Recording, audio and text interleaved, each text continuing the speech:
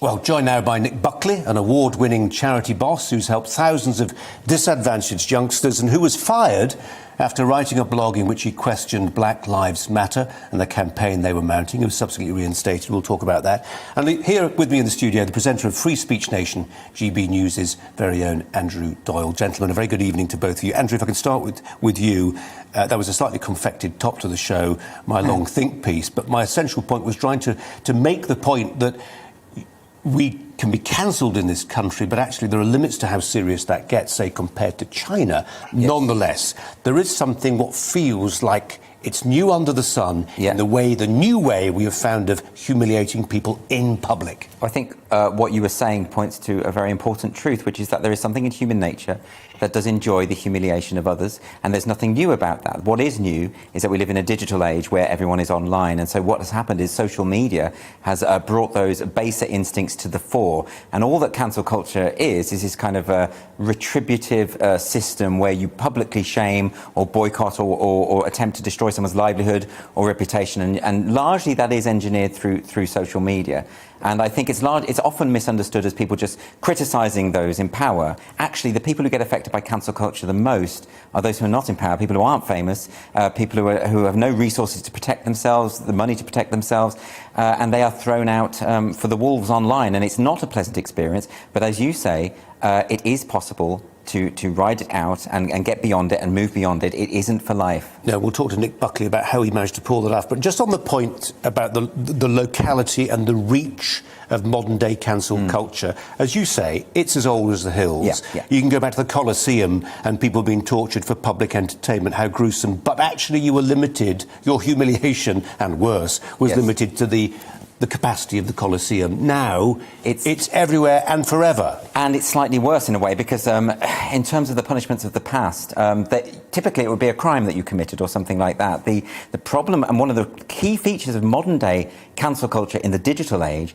is that often process. They bypass any due process at all. They are judge and jury, but also it's over typically very innocuous things. It can be just an unfashionable opinion. It can be something you've done inadvertently. And that's the sort of key difference. And often people are dragged through. I mean, take someone like Tim Hunt, the Nobel Prize-winning biochemist. Now, he told a joke, which was then misrepresented by a journalist for whatever reasons. I don't know what her reasons could possibly be. Misrepresented online. By the time he'd got home, he'd lost his fellowship and everyone was attacking him online. But it was just a joke. It was completely innocuous. And it just goes to show that these things can escalate because of the global reach of social media. And because it doesn't need to be true. It just satiates that kind of collective bloodlust of the online mob. Let's turn to Nick Buckley then to get his sense of how that chimes for him on a personal level. And Nick, I read your blog, the blog that got you into trouble. It's less than 600 words, and it's clearly written from a place that's rooted in good faith, if I can put it that way, but people still chose to misconstrue it. We'll come to that blog in a moment, but let's just first turn the clock back. Early 2000s, you were at Manchester City Council, and then you set up Mancunian Way, this charity for homeless people. Tell us what the work you were doing there entailed, who you were helping. Yeah, so I'd spent 2 decades helping the most vulnerable people in Greater Manchester. And then the last 10 years, I took redundancy from the council and used that money to set a charity up to work mainly with young people to stop them getting involved in crime and antisocial behaviour. And then we set a partner project up looking at homelessness and rough sleeping in Manchester. And it all went really well. We probably won about 15 awards from government, from the police, from the councils. Everything was going really, really well. Yeah, and then what happened when you wrote this blog? So that was the height of Black Lives Matter last year, when we had violent demonstrations in London. And I'd not really heard of Black Lives Matter. I think I'd heard of it, but I didn't know what it was about. So I Googled it and I looked on their website, read what they had to say, and was quite surprised and thought to myself, this isn't an anti-racist organisation. This sounds like some sort of postmodern Marxist organisation. They want to defund the police. They want to get rid of the nuclear family. And the lack of fathers in the home is the biggest problem we have in society. And I've got 2 decades looking at that, and that is the one problem I wish I could solve. And they want to take more fathers out of the family. And I spoke to my family and friends, and nobody knew anything about it. So I thought, I'll write a blog. I've wrote many blogs before on different topics that affect the work I do. I wrote the blog basically saying Black Lives Matter is not what you think it is. And of course, Black Lives Matter. And I don't think you'll find anybody in the country who would disagree with that. But this is what they want. And if we really want to improve the lives of black people in this country, I gave some examples of what we should be tackling: knife crime, female genital mutilation. Come on to that in a second. Just when you hit send on that blog, did it cross your mind for a second the storm that was about to crash about your ears? Oh, no. And if I knew what was going to happen, would I have pressed send? I really don't know if I would or if I would not have pressed that button. I don't know. And yet that decision has, I think it's probably fair to say, changed your life, hasn't it? It's completely changed my life. It's changed who I am. It's changed what I do. It's changed my job. It's changed my career. It's changed everything. And just to be clear, what was the reaction? So you sent the blog, you felt it was carefully worded, something original to say, and people who read it, I recommend they do read it. You were drawing attention in particular to sort of the virtue signalling and the posturing and the slightly glib nature of elements of some of the protests that were going on, in contrast to what you were doing at the sharp end, the hard work. What was then the reaction? Was it online? The trustees got involved? Was it one or two individuals stirring the pot? What was the process? So initially, I posted the blog on LinkedIn because LinkedIn, you can have a sensible conversation. And I purposely didn't put it on Twitter because Twitter's mental. It was on there for 2 weeks. I had some discussions with people. Some people disagreed with me and pointed some things out in the article they disagreed with, which was absolutely fine because I don't profess to know everything. And then somebody cut and pasted the link and put it on Twitter. And that's when it went mental. Within a couple of days, somebody had set a petition up to have me fired. Some complaints went into the board at the charity I founded, obviously referring to me as a Nazi and a racist. And that's when it all went crazy. And it does. I've at least on one occasion been at the centre of one of those Twitter storms, and up isn't up and down isn't down. It's really disorientating for a while, isn't it? It was, even today, I couldn't describe what it was like. It was surreal. I couldn't believe this was happening to me. I couldn't believe I'd gone from being awarded an MB off the Queen, within 6 months being a Nazi. From working on the streets with the most vulnerable, to having a great reputation, to winning awards, to all of a sudden people who, not friends, but people I knew were commenting negative comments. Yeah. And it felt like a tidal wave. But when you look back, the petition only got 450 people to sign. That felt like the world at the time. But you look back and you think, it was a few dozen idiots. That's all it ever was. But it was enough, Nick. It was enough to get you out. And that's where the matter could have rested. You could have said, OK, I'll try something new. But you didn't. What happened next? The first week, I was fired over email, basically a one-line email. You terminated immediately. And that was the email I got off the trustees, who were friends, personal friends of mine. The first week, I was a beaten man. I really was a beaten man. I felt sorry for myself. I couldn't see any way back. I couldn't see what future I had. I can really understand why people may take their lives at that point. I was never near that, but you can understand when you think the whole world's against you. And then after 7 days, I heard a little voice, and it was a little voice saying what I'd been saying to young people for 2 decades, which was, stop feeling sorry for yourself.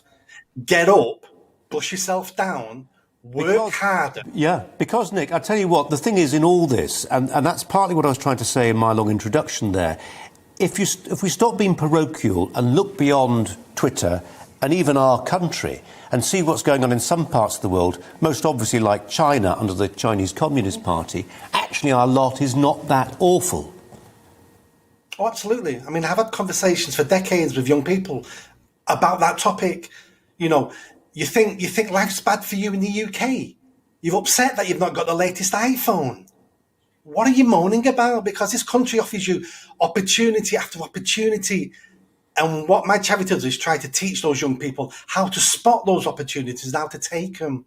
So, it's an amazing country we live in, but if you've not been trained to see the opportunities, then there's no point having those opportunities there. Nick, we were just talking, Andrew was talking about the necessity of process. And actually, I think I'm right in saying that at the end of the day, when a process that has been refined and honed over decades or centuries from the common law onwards, when you get the process, a logical, rational process involved, evidence being weighed and all the rest of it, maybe even the lawyers involved, things start to change. And that's what happened to you. Yes. So after 7 days, when I decided I'm not having this, I probably can't get my job back. I've probably ruined my reputation forever. But I'll tell you what, I'm going to tip this table upside down and let's see where the chips fall, and I'll make a decision after that. So I joined the Free Speech Union, and my whole success is really down to the Free Speech Union. They got me a solicitor because I couldn't afford one at the time. I had a little bit of savings, but I needed that to live on. So they got me a solicitor. He looked at the case, he looked at my contract, he looked at what I'd wrote and said, this looks an obvious breach of contract. So we wrote to the Board of Trustees. We basically said to them, no, this is wrong, and we're going to take you to court and we're going to sue you unless you resign, because you've not got any ground to stand on with this. And within 18 hours, the whole board resigned in disgrace. That's amazing. And are you back doing the same job you were before, Nick? So I came back to the charity as chief exec, but now I want to pursue some other stuff. So I've now resigned as chief exec and I've joined the board of trustees. Right. And when you look back on that whole experience, I just wonder what the takeaways are for you. I mean, obviously that sense that you after a week, you decided to dig in and almost become slightly anarchic about the whole thing. I just wonder also to what extent you learned about who your true friends were and weren't. I don't think I learned that lesson. I think the lesson I took away from the whole thing was how easy it is for all of us to be cowards. How easy it is for all of us not to take our personal responsibility, for us to be allowed to be bullied, for us to make the wrong decisions that we know are wrong. These people knew me. They'd known me for 15 years. They knew my character. But for personal convenience and through fear, they chose cowardice. And that's what cancel culture and the online mobs are all around. It's pure bullying and it only works on cowards. And my answer to all this and to everyone watching is, don't be a coward. Do your best, but don't be a coward. But also accept, Nick, that if somebody tonight on another continent Googles your name, all this stuff, a disproportionate, grotesque reaction to what you'd actually said, it's all still there. You just have to put up with that.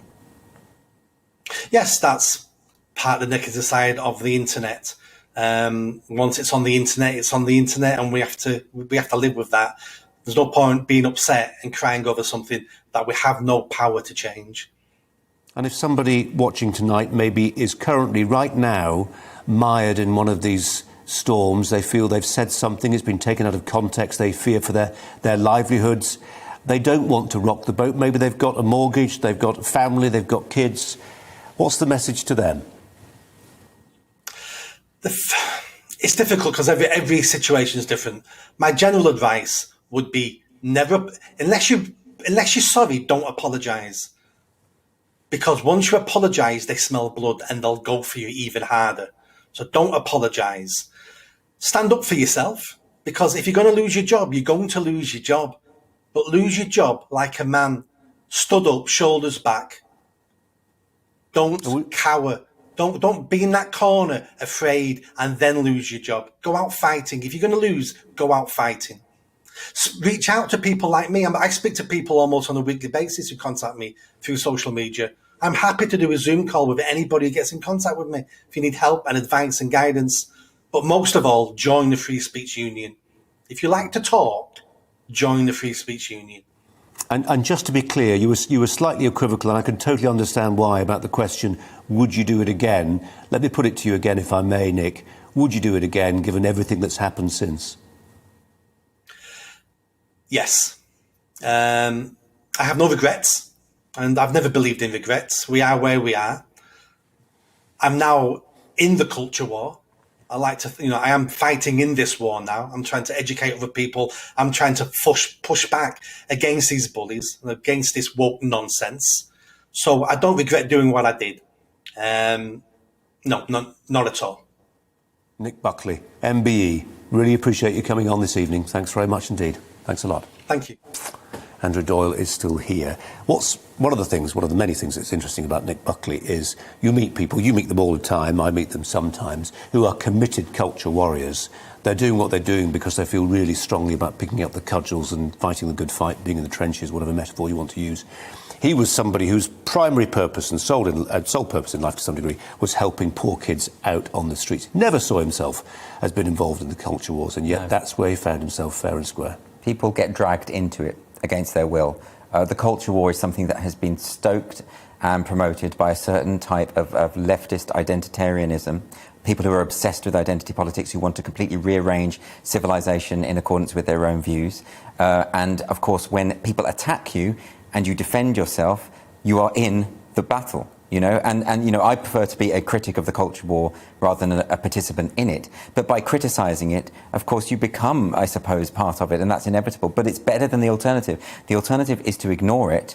A lot of people who would be in Nick's position would ignore it and hope it goes away. The problem is that when these culture warriors come for you, they don't just go away if you ignore them.